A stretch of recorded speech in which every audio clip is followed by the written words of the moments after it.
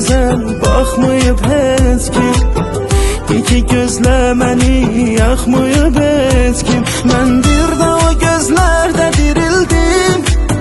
Sənə baxdım, yenə öldüm. Mən çıxdım özümdən, sənə gəldim.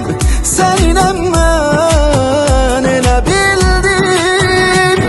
Eyvah, nə gözlərdi bu, adam ilə danışır vay, nə sözlərdi bu. Demə aləm danışır, düz ürəyimdən vurur. Özün ayrı, gözün ayrı. Eyvah, nə gözlərdi bu, adam ilə danışır vay, nə sözlərdi bu. Demə aləm danışır, düz ürəyimdən vurur. Özün ayrı, gözün ayrı.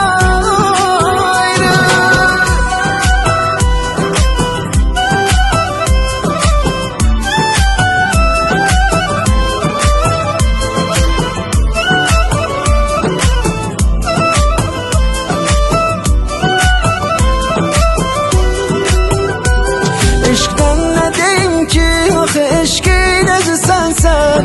Eşqin gözü sənsən, eşqin sözü sənsən. Eşqdən nə deyim ki, axı eşqin özü sənsən. Eşqin gözü sənsən, eşqin sözü sənsən.